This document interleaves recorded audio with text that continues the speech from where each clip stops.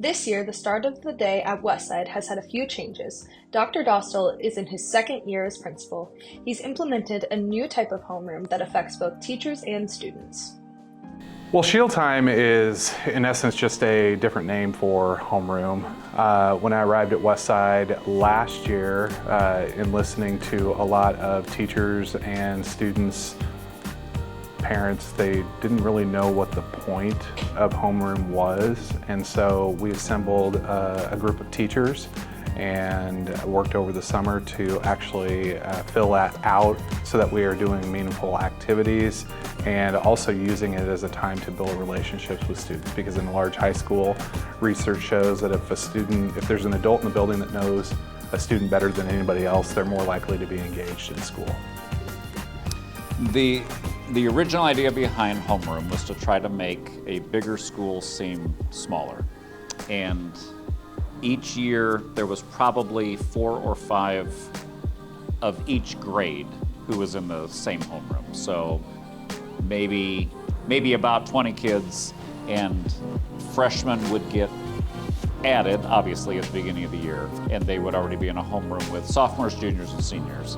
And the goal was to, well, first of all, they were with that homeroom teacher the whole time that they were in high school.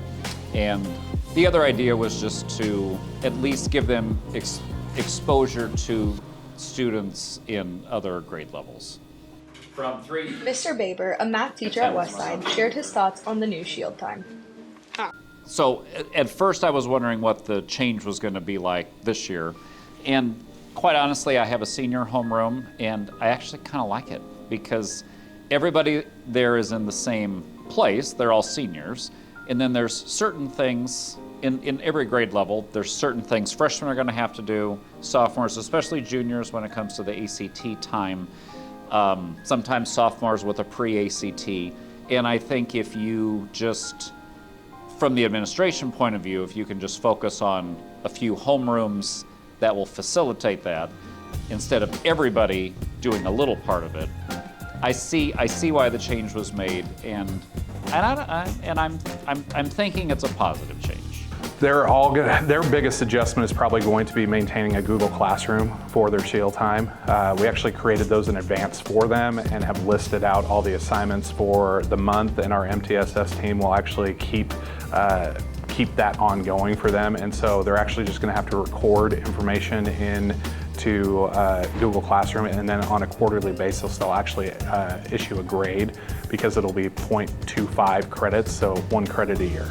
Shield Time is actually graded now. It's on a pass-fail basis. There's a rubric that we have developed that basically outlines 5 different areas that got shared with students in their homeroom.